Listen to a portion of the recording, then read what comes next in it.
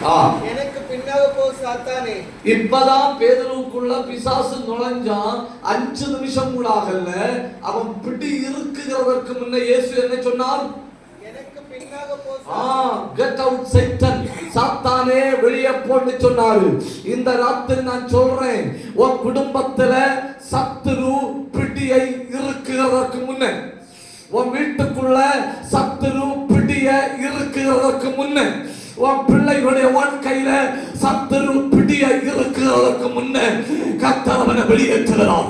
நல்ல ஒன்று கை தட்டி நல்ல ஊடகடக ரகதனாதனா ஊட பிரௌடமத்தரமனமா கண்ண மூடி கையை தட்டி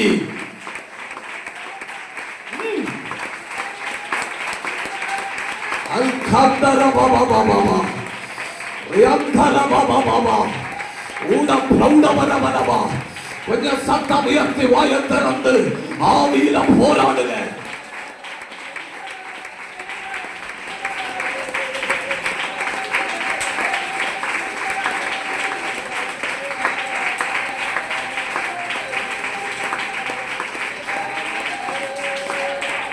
செல்ல சத்துரு தன் பிடி என்ன பண்றான்?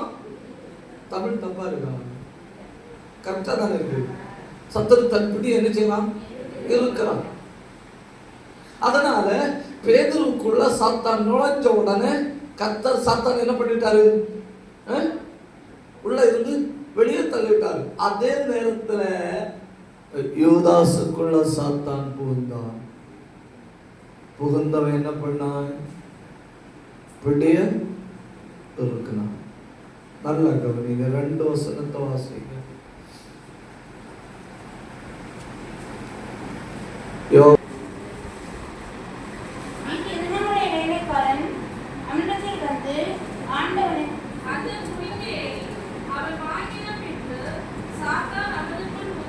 இப்ப யாருக்குள்ள சாத்தான் புகுந்தான்? உள்ள புகுந்தான். கர்த்தர் திறக்கினாரா? இல்லை. கர்த்தர் என்ன செய்யல?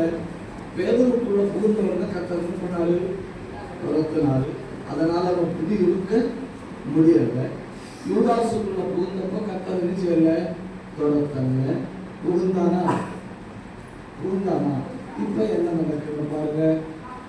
யோவான் 6:70. இயேசு அவர்களை நோக்கி, பன்னிருவராகிய உங்களை நான் தெரிந்து கொள்ளவில்லையா? உங்களுக்குள்ளும் ஒருவன் பிசாசா இருக்கிறான் என்றார்.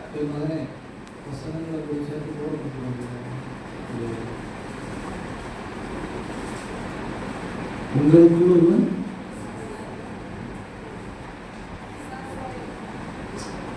புகுந்தான். உள்ள ஹார்ட்டை பிடிச்சு, கிட்னியை பிடிச்சு, லிவரை பிடிச்சு, கையை பிடிச்சு, காலை பிடிச்சு புகுந்தான்னு சொன்னது. இப்ப என்ன சொல்லியிருக்கு? உங்கள் ஒருவன் சாத்தானாகவே மாறிவிட்டோம். தப்புதான், உங்கள்கிட்ட சொல்றது தப்புதான். எந்த பிரச்சனையும் வாழ்க்கையில வந்ததுன்னா உடனே அந்த பிரச்சனையிலிருந்து வெளியே வரணும். எந்த பாவமும் வாழ்க்கையில வந்ததுன்னா உடனே அந்த பாவத்திலிருந்து வெளியே வரணும். எந்த கண்ணிலையும் நீங்க அகப்பட்டீங்கன்னா, அகப்பட்டீங்கன்னு தெரிஞ்ச உடனே அந்த கண்ணில இருந்து வெளியே வரணும். தேவையில்லாத ஒரு காரியத்துல போய் சிக்கிட்டேன் அப்படின்னு தெரிஞ்சுட்டீங்கன்னா உடனே என்ன செய்யணும்? வெளியே வரணும். வெளியே வரலன்னா பிரச்சனையின் பிடி எழுகும். பேதுருவுக்குள்ள புகுந்தான். இயேசு சொன்னார், கெட் அவுட். பேதுரு அப்படியே பேதுருவை கண்ட்ரோல் பண்ண முடியல. எல்லாம் ஆண்டவர் துரத்திட்டார். ஆனா யூதாசுக்குள்ள புகுந்தவன் யூதாச மொத்தமா பிடிச்சிட்டான். ஒரு நாட்கள் செல்ல செல்ல ஒண்ணு எதிரின் பிடி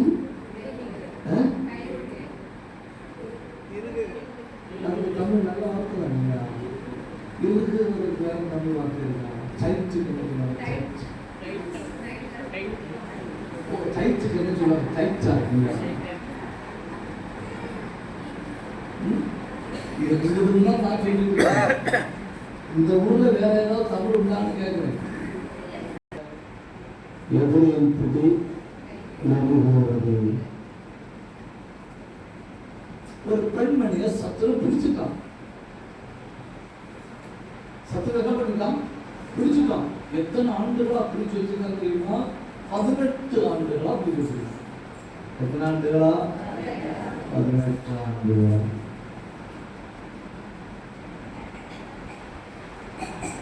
18 ஆண்டுகளா ஒரு பெண்மணியை பிடிச்சு வச்சிருந்தோம். எதிரி புதிய இருக்க முடியல. எதிரி புதிய இருக்க முடியல. ஏன் இருக்க முடியல? லூக்கா 13ஆம் அதிகாரம் 10 முதல் 12 வரை வாசிங்க. ஒரு ஓய்வு நாளில் அவர் ஜெப ஆலயத்தில் போதகம் பண்ணிக் கொண்டிருந்தார். அப்பொழுது 18 வருஷமாய் பலவீனப்படுத்தும் ஆவியை கொண்ட ஒரு ஸ்திரீ அங்கே இருந்தாள். எங்கே? ஜெப ஆலயம். இப்போ புரியுதா? சத்துரு ஏன் ஜெயிச்சாக்க முடியல? ஏன் ஜெயிச்சாக்க முடியல? அவ்வளவு பெரிய பிரச்சனை இருந்த பிறகும் அவ ஒழுங்கா எங்க வாரா? ஆலயத்தில் வாரா. சகோதரர்களே, சகோதரிகளே, தங்குங்களா. உங்களுக்கு பிரச்சனை வந்துன்னா நீங்க தெய்வத்தை இறுக்கமா பிடிச்சீங்கன்னா சத்துரு புதிய இருக்க முடியாது. ஒரு நிமிஷம் கை பண்ணணும்.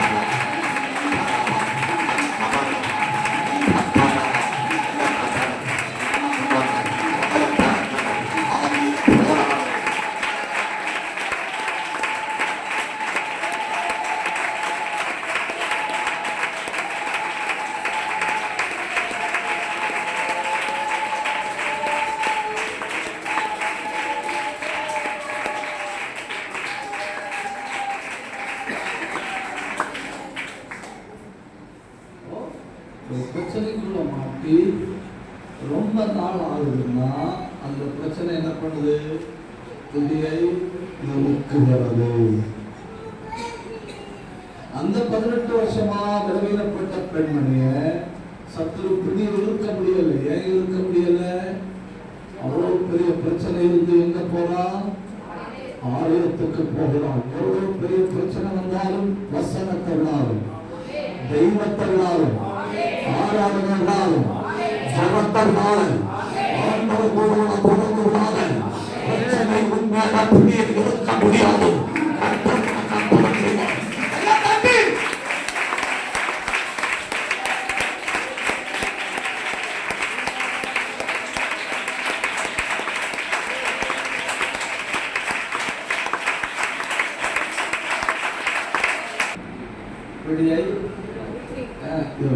இரண்டாவது ஒரு